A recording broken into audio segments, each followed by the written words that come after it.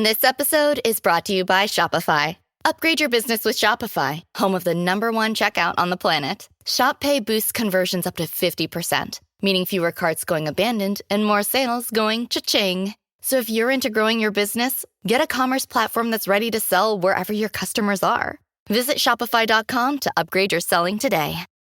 I'm 71 with a boyfriend.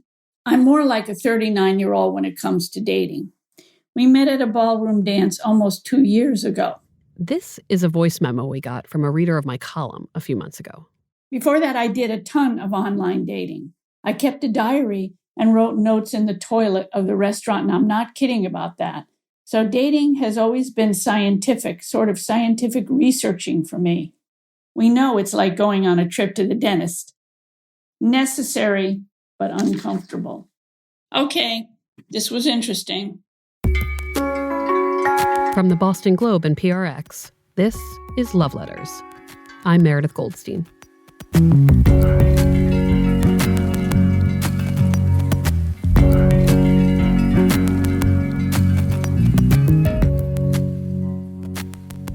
If you're dating, it's a thing you hear a lot. A good way to meet someone is to take a class or join a social activity. You know, like playing on a volleyball team or taking a sourdough bread-making class, signing up for pottery. It would only be a matter of time before you're living out that sexy pottery wheel scene between Demi Moore and Patrick Swayze in the movie Ghost.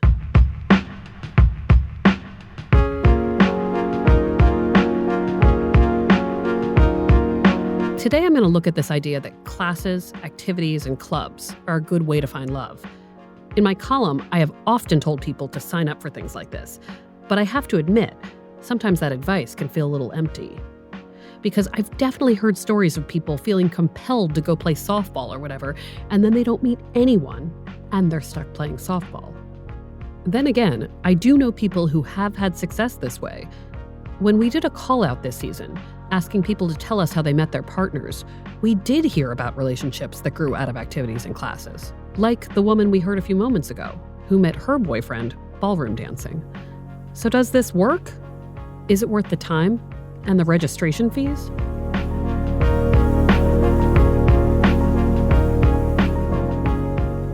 To dig deeper into these questions, I knew exactly who I wanted to talk to. My friend Nicole. Nicole and I used to work together. She's now an editor who lives in New York. Back when we were colleagues, she was very single and very interested in finding a boyfriend. It seemed like Nicole was always on her way to some after-work activity with an eye toward meeting someone. I remember thinking, how exhausting. I imagined her suiting up for all of these missions looking for love, but winding up stuck with a bunch of married people in like some floor hockey league. And if I'm being honest, I worried at the time that doing all of this just to meet a guy made her look, I don't know, like a little bit desperate. That's not the word I want to use, but I remember thinking it at the time. Here's how it all started. When I met you, how old were you? I had just graduated from college, so it was 2007. So I was in my early 20s. There was a work person who I was crushing on pretty bad, and it went on for longer than it should have, where it was this sort of like unrequited thing where I was just into this guy. It wasn't ever going to be anything more than friends, and it was hard because it was someone I had to see every single day. Eventually, Nicole sends this guy a candid note saying that she needs some time away from him to deal with her feelings, to move on. And it was that moment where I was like, okay, well, how am I going to meet people? I can't keep pining over the guy at work. I need to put myself out there and like have a real life. I can't be like this sad Sally. At this time, all of my friends were getting married. They're all marrying their college sweethearts. And I was very much like the single person at the wedding. And I went to all their weddings alone. So at the same time, I'm very aware of my singledom in the world. What makes it harder is that Nicole's own parents seem to have this storybook relationship. They'd met young and were enjoying a long marriage. Nicole calls them soulmates. Her love life doesn't feel anything close to that. I feel like I did feel a desperation of I need to meet someone and get married because what if all the great guys are gone? And then is my option just to like wait until my 30s and maybe one of these other, marriages doesn't work out and then I'm going to be in the divorcee pool? Like I that's really where my head was at. This all leads Nicole to a conclusion. She needs to do something. She can't passively wait for love. She needs to go find it, go get it.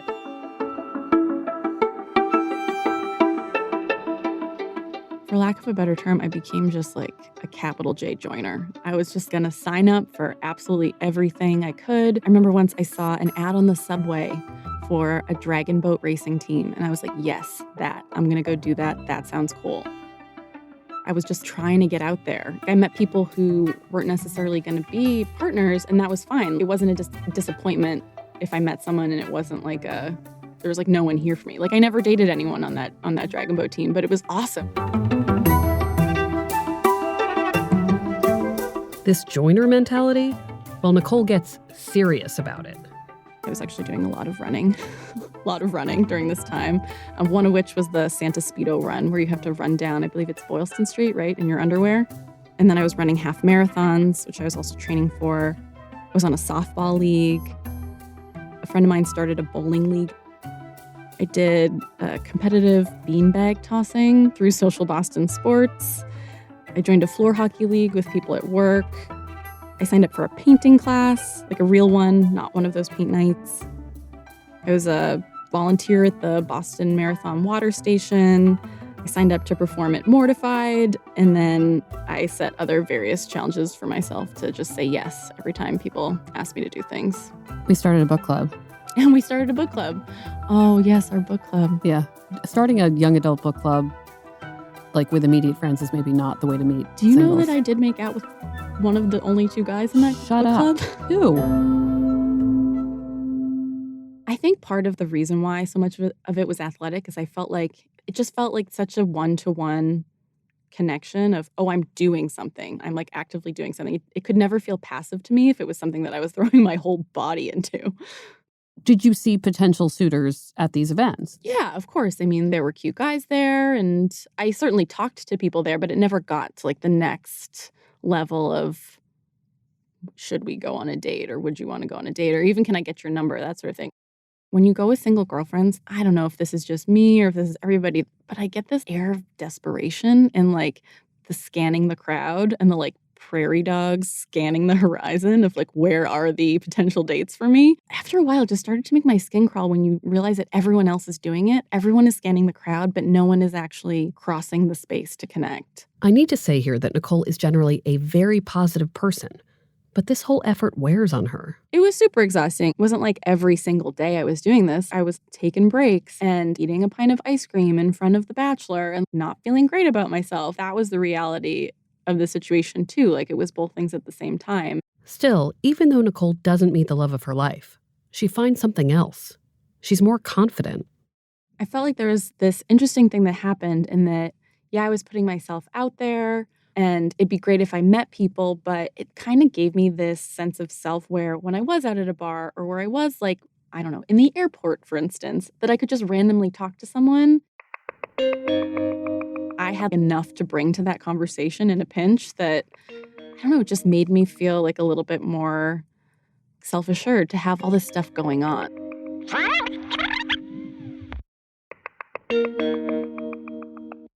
We'll be right back.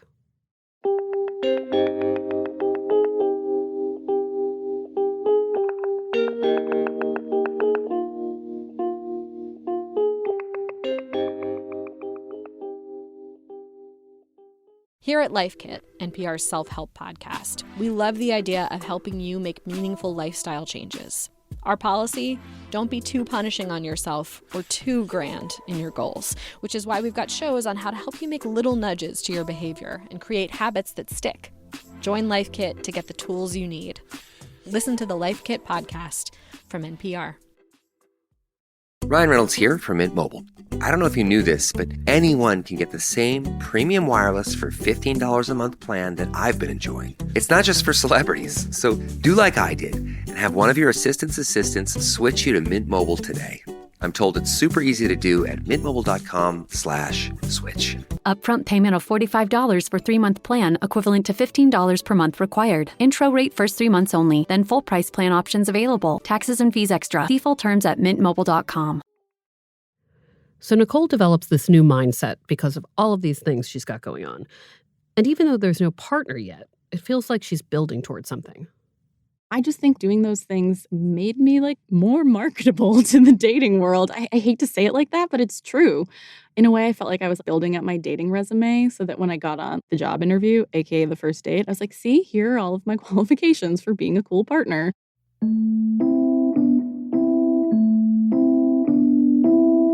One time, Nicole meets this guy in an airport, and she pursues him pretty hard.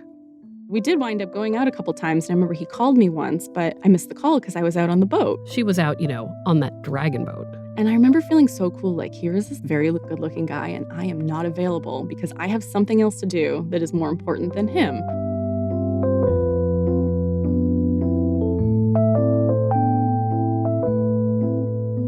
In 2013 rolls around.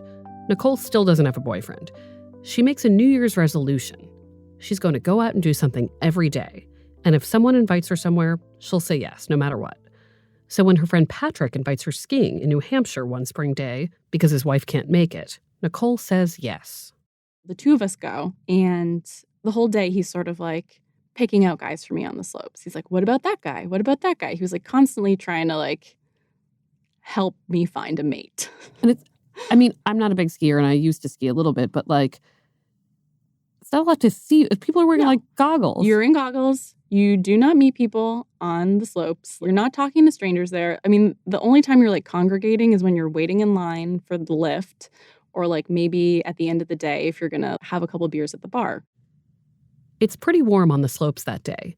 In fact, it's the day when the ski resort they're at, Bretton Woods, hosts its traditional pond skim.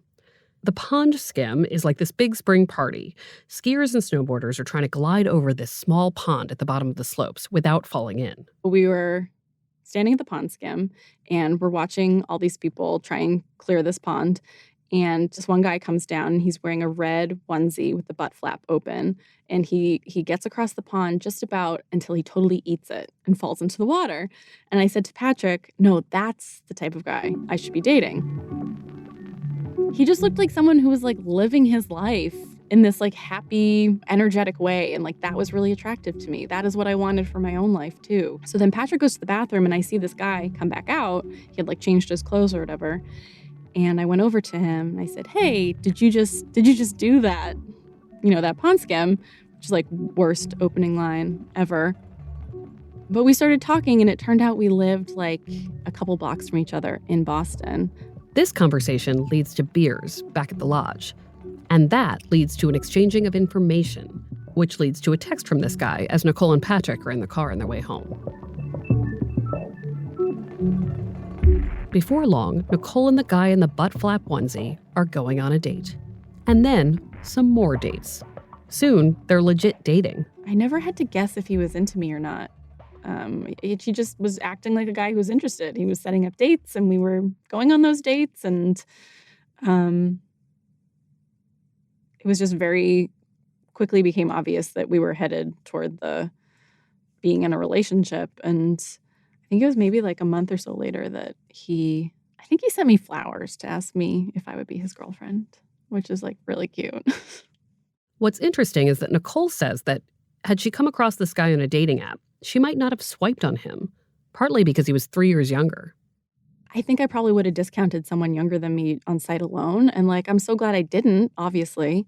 But it's just interesting, the things that we sort of write off when we make our mind up about somebody on a dating profile versus just like seeing him in person. I was like, no, he seems like cool and interesting.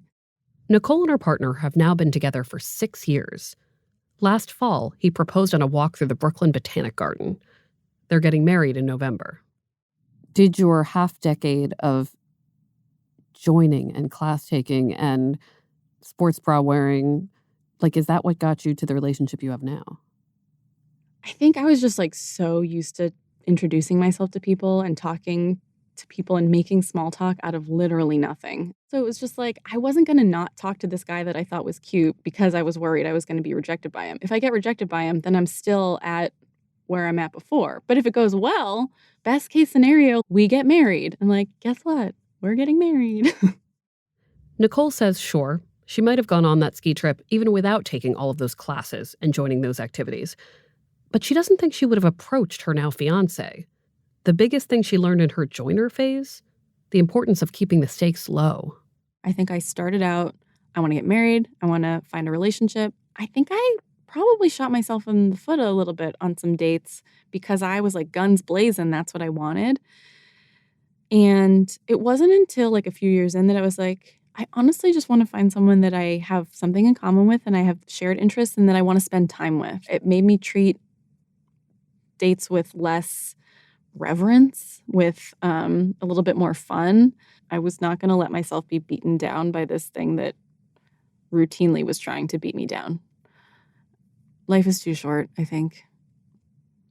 If I had not met anyone, and if I was single now, I'd probably still be doing the same things. I think I'd still be just trying to be like the best version of me, building my cool stories, joining other things, finding other things to do. Like I still do that. I'm in a relationship now and we're like taking a bread making class in a couple weeks. Yeah, we do stuff together, but I do stuff on my own too, and so does he. So I just think you have to figure out the thing for yourself that is going to get you out there and then stick with that. One of my big takeaways from Nicole's story is that being in classes, on sports teams, and the rest turned her into a person who could approach strangers, who could feel confident on her own, who could walk up to some guy at a pond skim and say, "Nice job." Without dragon boats and painting, she might not have become that person. She might have never met her fiancé. Another lesson? Nicole only joined activities she thought she might actually like. They had to be things that I was interested in and that I was excited to do and I was like happy to be there, because if I had joined like a basketball league, that's like a nightmare for me. But like, I'm sure there's a lot of guys there. If the sole reason for me doing it was to meet people, but I hated the activity, like that was not a good experience.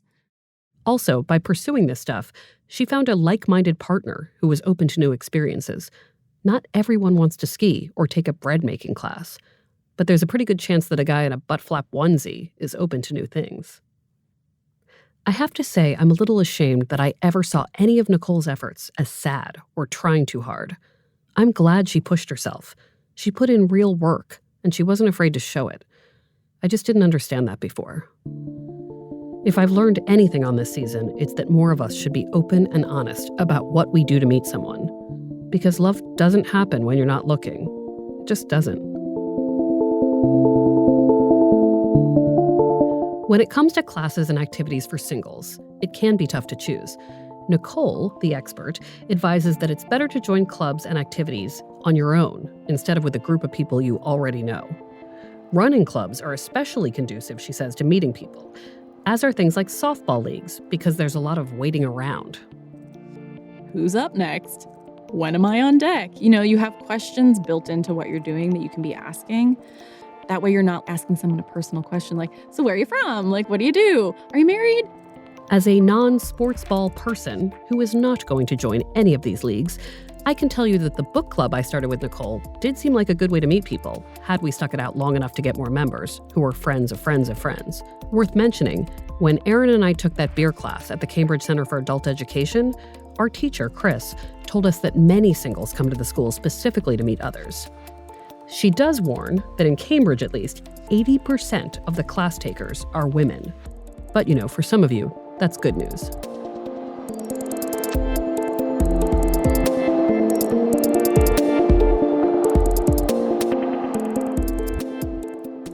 Something good happened to Erin, and it had nothing to do with that beer class we took.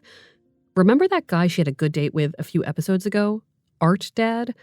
Well, they'd stayed in touch, and they made plans to go out again. So I asked Erin to check in with me before and after the date went down.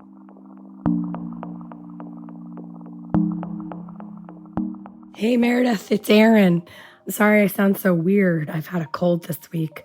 I just wanted to let you know I'm about to go on date number 2 with Art Dad.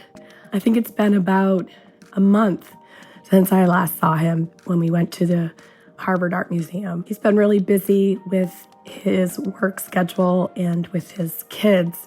And I've also been busy changing jobs and sort of figuring out my next step in life. So it's actually worked out okay. Despite that cold, Erin sounded pretty excited. We're going to a record store day in Somerville, and then probably to have a drink or two and something to eat. But I'll touch base when we get back and let you know how it went. All right, bye. Hey, Meredith, it's Erin. It's Saturday night. I just got home from my second date with Art Dad. It was really fun, actually. We enjoyed the really nice weather and being out. We had a lot to talk about. He invited me to go to his Works Gala, which is their big annual fundraiser, which I think is awesome. So I'm going to hopefully go to that.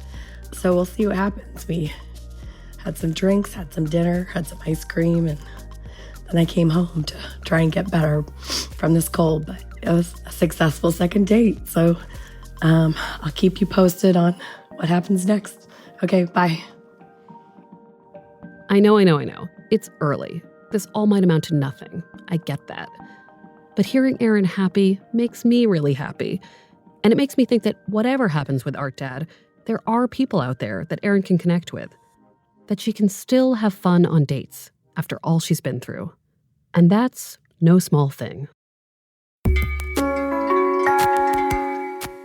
Love Letters is a production of the Boston Globe and PRX. The podcast is produced, edited, and engineered by Amy Padula. Audio mixing, sound design, and mastering by Ned Porter. Music by APM. Our executive producers are Scott Hellman and Janice Page. Special thanks to Linda Henry and Brian McGrory. We want to hear your stories of dating and meeting people, and not meeting people. Email us at loveletters@boston.com or tweet at us using the hashtag LoveLettersPodcast. Our next episode is our last official episode of this season. I'll explore the stories of people who got together in dramatic fashion and how they sustained those relationships once the drama faded. Be sure to subscribe to Love Letters on Apple Podcasts, Spotify, Radio Public, or wherever you listen. And if you like the show, consider leaving us a review on Apple Podcasts. We're online at loveletters.show. I'm Meredith Goldstein. Thanks for listening. And in the immortal words of Chevy Chase in Caddyshack, be the ball.